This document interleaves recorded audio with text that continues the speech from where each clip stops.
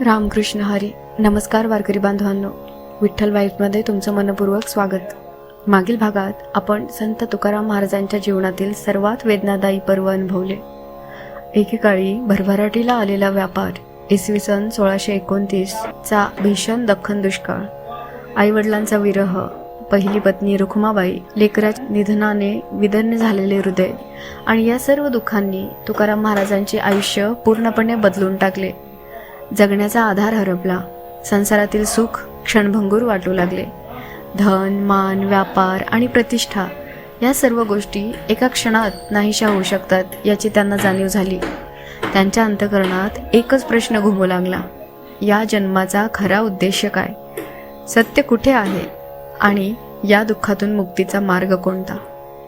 याच प्रश्नाच्या शोधात एक व्यापारी हळूहळू संसारापासून अलिप्त होत गेला. पण तो संसार सोडून पळत जात नव्हता. तो शोधत होता परमेश्वराला. तो शोधत होता स्वतःच्या आत्म्याला. आणि याच शोधाने त्याची पावले वळली देहू जवळील एका शांत डोंगराकडे, जिथे नव्हता बाजाराचा गोंगाट, नव्हती संपत्तीची मोहिनी, होता फक्त निसर्ग, एकांत आणि विठ्ठलाचे अखंड नाम. पण प्रश्न असा आहे, एका दुःखी व्यापाऱ्याचे जगद्गुरु संतांमध्ये रूपांतर नेमके कुठे सुरू झाले? भंडारा डोंगरावर अशी कोणती साथ झाली जिच्यामुळे तुकाराम महाराजांच्या मुखातून अमर अभंगाचा झरा वाहू लागला? वारकरी परंपरेनुसार त्यांना विठ्ठलाच्या कृपेचा अनुभव कसा लाभला? आजच्या या भागात आपण जाणून घेणार आहोत. भंडारा डोंगरावरील साधना, विठ्ठलाच्या कृपेचा आध्यात्मिक अनुभव आणि अभंग रचनेच्या दिव्य प्रवासाची सुरुवात. चला तर मग भक्ती, वैराग्य आणि आत्मसाक्षात्काराच्या या अद्भुत प्रवासाला सुरुवात करूया. दुःख माणसाला दोन मार्ग दाखवते. एक मार्ग असतो निराशेचा आणि दुसरा मार्ग असतो आत्मशोधाचा. संत तुकाराम महाराजांनी दुसरा मार्ग निवडला. संसारातील एकामागून एक संकटांनी त्यांचे मन खोलवर जखमी झाले होते. व्यापारातील नुकसान, कुटुंबातील मृत्यू आणि आयुष्यभर जपलेल्या नात्यांचा विरह, या सर्वांनी त्यांच्या अंतःकरणात एक खोल पोकळी निर्माण केली होती. पण त्या पोकळीत निराशा नव्हती. होता तर एक प्रश्न: हे विठ्ठला, तू मला काय शिकवू इच्छितोस? या प्रश्नाचे उत्तर शोधण्यासाठी त्यांची पावले वारंवार वळू लागली देहूजवळील एका शांत आणि पवित्र टेकडीकडे, भंडारा डोंगर. आजही देहूजवळ असलेला हा डोंगर वारकरी परंपरेत अत्यंत पवित्र मानला जातो. परंपरेनुसार संत तुकाराम महाराज येथे एकांतात बसून साधना, चिंतन आणि अखंड नामस्मरण करत असत. डोंगरावर चढताना दूरवर दिसणारी इंद्रायणी नदी, हिरव्यागार झाडातून वाहणारा मंद वारा, पक्ष्यांचा मधुर किलबिलाट आणि सर्वत्र पसरलेली गूढ शांतता, जणू निसर्ग स्वतःच ध्यानात मग्न झालेला होता. तुकाराम महाराजांना याच शांततेत मनशांती मिळू लागली. गावातील गोंगाट, व्यापाऱ्याची चिंता आणि संसारातील वेदना हे सर्व काही काळासाठी मागे राहायचे. डोंगरावर ते एकटे असत, पण त्यांना एकटेपणा जाणवत नसे, कारण त्यांच्यासोबत असायचे विठ्ठलाचे नाम, अखंड, अविरत आणि श्वासागणिक रामकृष्ण हरी, रामकृष्ण हरी. नामस्मरण हा त्यांच्यासाठी केवळ जप नव्हता, तो त्यांच्या दुःखी मनाचा आधार बनला होता. याच काळात त्यांनी संतांच्या ग्रंथांचा गंभीर अभ्यास सुरू केला. संत ज्ञानेश्वर महाराजांची ज्ञानेश्वरी, संत एकनाथ महाराजांचे एकनाथी भागवत, तसेच भगवद्गीता या ग्रंथांचे ते मनन चिंतन करू लागले. प्रत्येक ओळ वाचताना त्यांना जणू नवीन प्रकाश मिळत होता. भगवद्गीतेने त्यांना कर्म, भक्ती आणि समत्वाचा मार्ग दाखवला. ज्ञानेश्वरीने कठीण तत्वज्ञान सहज मराठीत समजावून सांगितले. एकनाथी भागवताने दया, समता आणि अखंड भक्तीचे महत्त्व त्यांच्या अंतःकरणात अधिक दृढ केले.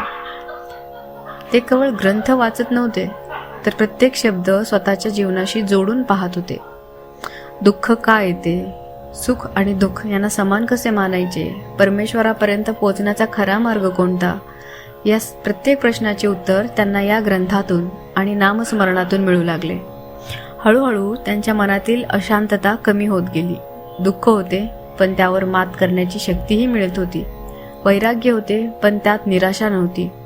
ते वैराग्य होते परमेश्वराच्या अधिक जवळ जाण्याचे. भंडारा डोंगर आता त्यांच्यासाठी केवळ एक टेकडी राहिली नाही, तो त्यांच्या आत्मशोधाचा साक्षीदार बनला होता. याच डोंगरावर, याच ध्यानात आणि याच अखंड नामस्मरणात तुकाराम महाराजांच्या जीवनात घडू लागला एक अद्भुत आध्यात्मिक बदल, ज्यामुळे पुढे त्यांच्या मुखातून प्रकट होणार होते अमर अभंग. आणि वारकरी परंपरेनुसार याच काळात त्यांना लाभला विठ्ठलाच्या कृपेचा गहन आध्यात्मिक अनुभव. तो अनुभव नेमका काय होता? भंडारा डोंगरावर सुरू झालेली साधना आता तुकाराम महाराजांच्या जीवनाचा श्वास बनली होती. पहाटेची पहिली किरण दिसण्यापूर्वीच ते जागे होत. संपूर्ण निसर्ग अजून निद्रिस्त असताना त्यांच्या ओठावर मात्र एकच नाम असायचे, रामकृष्ण हरी, रामकृष्ण हरी. दिवसेंदिवस त्यांची साधना अधिक गहिरी होत गेली. भूक लागली तर थोडे अन्न, तहान लागली तर पाण्याची काही घोट, पण मनाची खरी तृप्ती त्यांना मिळत होती ती फक्त विठ्ठलाच्या नामस्मरणातून. ते ग्रंथ वाचत, ध्यान करत, स्वतःच्या जीवनाचा विचार करत आणि प्रत्येक दुःख परमेश्वराच्या चरणी अर्पण करत. त्यांच्या डोळ्यातून अनेकदा अश्रू वाहत. हे अश्रू पराभवाचे नव्हते, हे अश्रू होते पूर्ण शरणागतीचे. त्यांच्या अंतरंगातून एकच अर्थ हाक उमटत असे, हे पांडुरंगा, मला संपत्ती नको, मान सन्मान नको, मला फक्त तुझे चरण हवे आहेत. वारकरी परंपरेत असा उल्लेख आढळतो की या अखंड साधनेच्या काळात तुकाराम महाराजांना अनेक गहन आध्यात्मिक अनुभूती लाभल्या. या अनुभवांचे स्वरूप श्रद्धेचा विषय आहे. त्यांचे ऐतिहासिक पुरावे उपलब्ध नाहीत, मात्र शतकानुशतके वारकरी समाजाने त्यांचे जतन भक्तिभावाने केले आहे. परंपरेनुसार नामस्मरणात तल्लीन असताना तुकाराम महाराजांना विठ्ठलाची उपस्थिती अंतःकरणात प्रकर्षाने जाणवू लागली.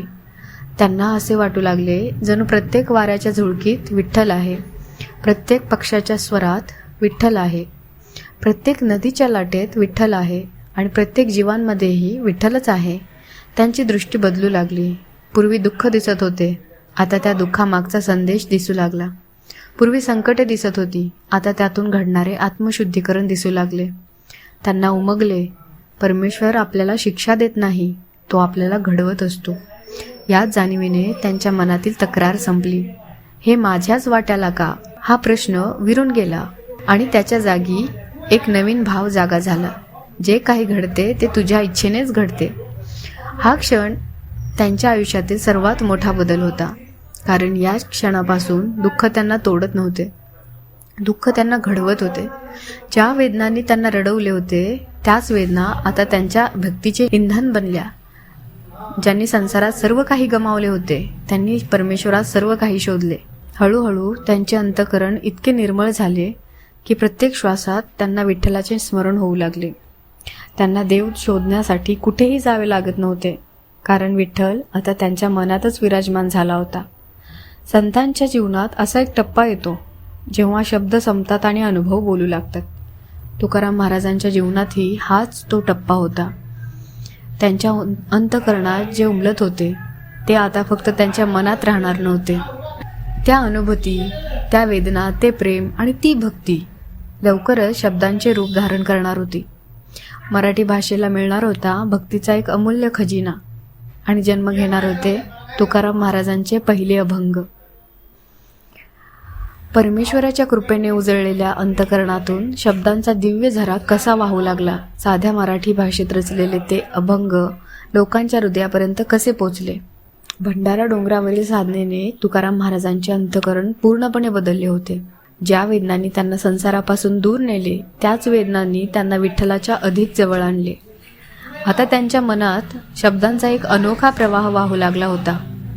हे शब्द कोणत्याही विद्वत्तेच्या प्रदर्शनासाठी नव्हते, ते होते एका भक्ताच्या हृदयातून उमटणारे उद्गार. परंपरेनुसार याच काळात तुकाराम महाराजांच्या मुखातून पहिले अभंग सहजपणे उमटू लागले. ते बसून कविता रचत नव्हते, ते स्वतःला कवी म्हणवत नव्हते. त्यांच्या अंतःकरणात जे विठ्ठल प्रेम उसळत होते त्याला शब्द मिळत होते. वारकरी परंपरेत असा भाव व्यक्त केला जातो की तुकाराम महाराज स्वतःला या अभंगाचे कर्ते मानत नसत. त्यांच्या मते हे सर्व विठ्ठलाचीच प्रेरणा होती आणि ते केवळ त्या कृपेचे माध्यम होते. त्यांच्या प्रत्येक ओळीत एकच भावना होती, विठ्ठलावरचे निष्कपट प्रेम. त्या काळात धार्मिक ग्रंथ मुख्यतः संस्कृतमध्ये होते. सामान्य माणसाला त्यातील तत्वज्ञान समजणे कठीण जात असे. पण तुकाराम महाराजांनी एक वेगळाच मार्ग निवडला. त्यांनी लोकांच्या रोजच्या बोलण्यातली मराठी स्वीकारली. शेतकऱ्याला समजेल अशी भाषा, व्यापाऱ्याला समजेल अशी भाषा, आईला, मजुराला, वारकऱ्याला, वृद्धाला आणि लहान मुलालाही समजेल अशी भाषा. कारण त्यांना वाटत होते परमेश्वराचा संदेश हा सर्वांसाठी आहे, तो काही मोजक्या लोकांपुरता मर्यादित नसावा. त्यांच्या अभंगात मोठे मोठे शब्द नव्हते, होते तर साधेपणात दडलेले गहन तत्वज्ञान. ते सांगत होते, अहंकार सोडा, दया करा, सत्य जगा आणि मुखी अखंड विठ्ठलाचे नाम ठेवा. हे विचार लोकांच्या मनाला थेट स्पर्श करू लागले. सुरुवातीला काही जण त्यांच्या भोवती बसून त्यांचे अभंग ऐकत, कोणी ते लक्षात ठेवत, कोणी ते लिहून घेत, तर कोणी गावात परत जाऊन इतरांना ऐकवत असे. हळूहळू एक गाव दुसऱ्या गावाला सांगू लागले. एक वारकरी दुसऱ्या वारकऱ्याला अभंग शिकवू लागला आणि तुकाराम महाराजांचे अभंग लोकांच्या ओठांवर चढू लागले. शेतात नांगर चालवताना, दळण दळताना, प्रवास करताना लोक त्यांच्या अभंगाचे गायन करू लागले.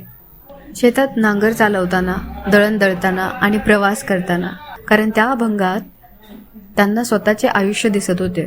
त्यांच्या दुःखाला शब्द मिळत होते, त्यांच्या श्रद्धेला दिशा मिळत होती आणि त्यांच्या मनाला विठ्ठलाची साथ मिळत होती. तुकाराम महाराजांनी कधी प्रसिद्धीचा विचार केला नाही आणि कधी स्वतःभोवती अनुयायांची गर्दी जमवण्याचा प्रयत्न केला नाही. त्यांचा एकच हेतू होता, विठ्ठलाचे नाम प्रत्येकाच्या हृदयात पोहोचावे. आणि कदाचित म्हणूनच त्यांचे अभंग राजवाड्यांपेक्षा झोपड्यांत आधी पोचले. विद्वानांपेक्षा सामान्य जनतेने त्यांना आधी स्वीकारले. ज्यांना समाजात कोणी विचारत नव्हते त्यांना तुकाराम महाराजांच्या अभंगात आपलेपणा मिळाला.